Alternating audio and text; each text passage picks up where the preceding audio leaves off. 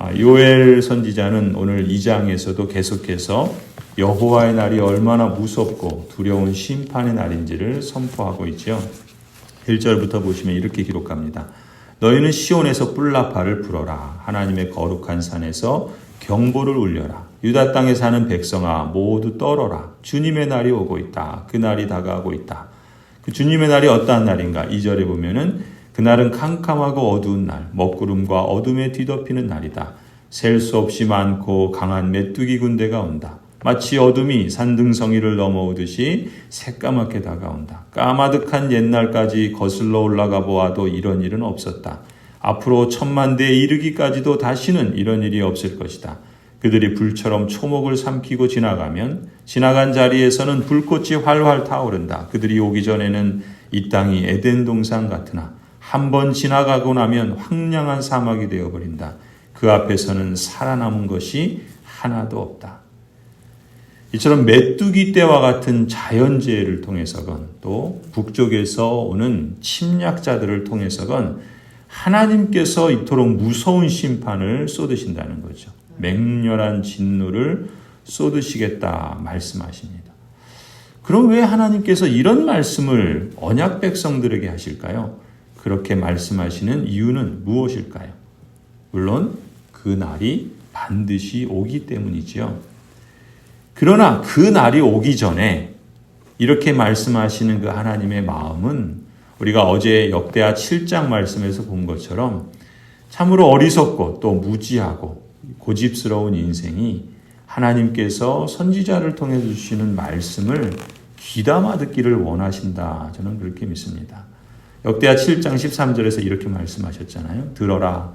내가 하늘을 닫고 비를 내리지 아니하거나 메뚜기를 시켜 땅을 황폐하게 하거나 나의 백성 가운데 연병이 들게 할 때 내 이름으로 일컫는 나의 백성이 스스로 겸손해져서 기도하며 나를 찾고 악한 길에서 떠나면 내가 하늘에서 듣고 그 죄를 용서하여 주며 그 땅을 다시 번영시켜 주겠다.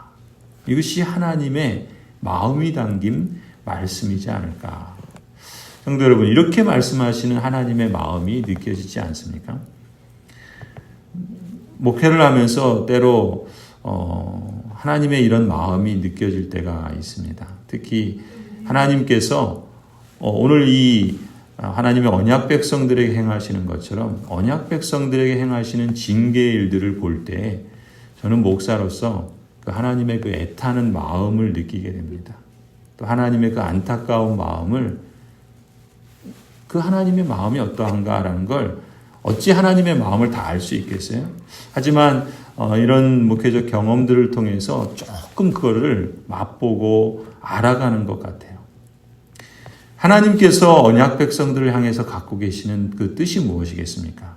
예레미야 29장에서 말씀하시죠.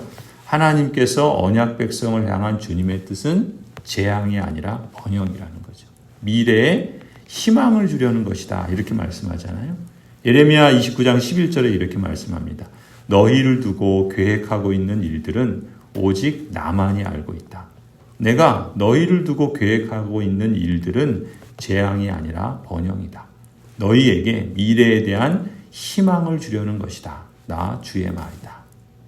하나님 이렇게 말씀하신. 오늘 우리가 요엘서에서 읽는 이 여호와의 날에 대한 이 심판의 선포와도 맥을 같이 하는 것이 아닌가. 그런데요, 예레미야 29장 11절 이어지는 말씀을 보면 이렇게 말씀하세요. 하나님의 은혜는, 이러한 하나님의 뜻은 오직 하나님의 말씀을 듣고 돌이키는 사람들, 하나님께 돌아와서 온전한 마음으로 하나님을 찾는 사람만이 경험할 수 있다. 이렇게 말씀하세요. 예레미야 29장 12절에 이렇게 말씀하십니다. 너희가 나를 부르고 나에게 와서 기도하면 내가 너희의 호소를 들어주겠다. 너희가 나를 찾으면 나를 만날 것이다. 너희가 온전한 마음으로 나를 찾기만 하면 내가 너희를 만나주겠다. 나 주의 말이다. 오늘 요엘 선지자도 그런 같은 마음으로 간절함과 안타까움으로 호소하는 것처럼 느껴집니다.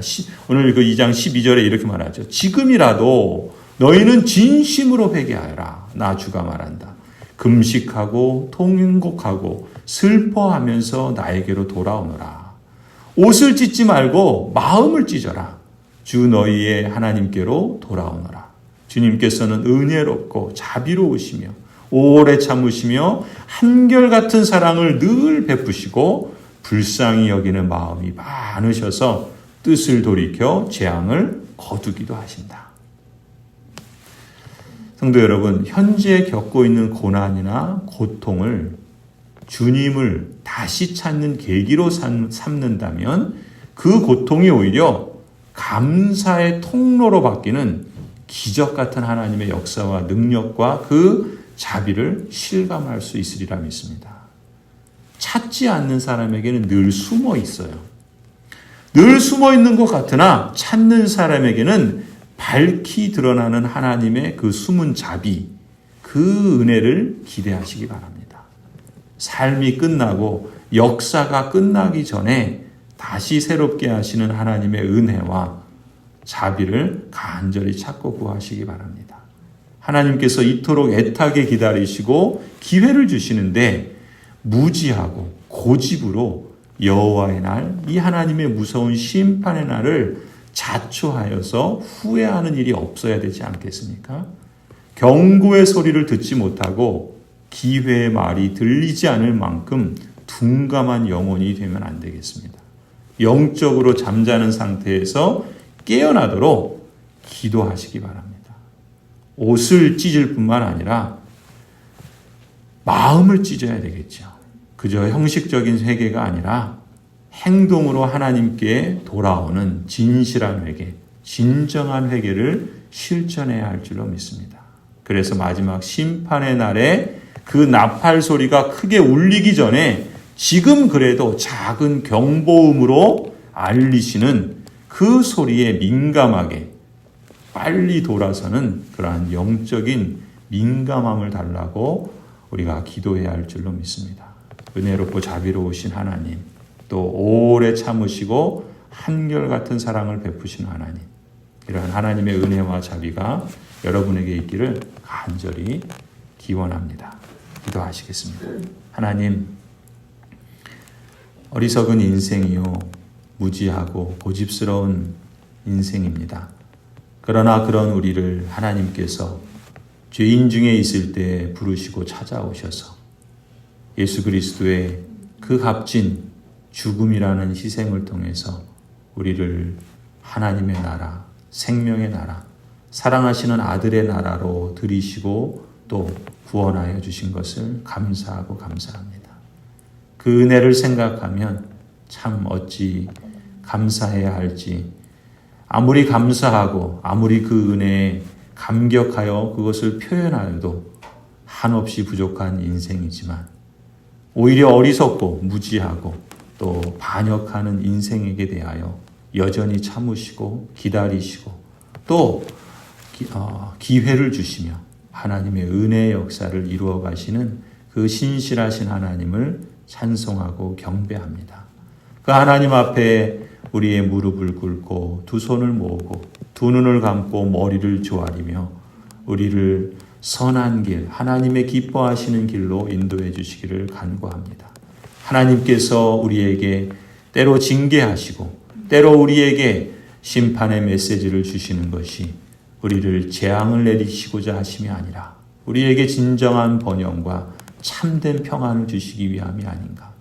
오 하나님, 인생을 살아가며 하나님, 그 하나님의 마음을 조금이라도 우리가 느끼며 또 그 복된 길을 우리가 조금 더 한 걸음 앞으로 나아갈 수 있기를 소원합니다.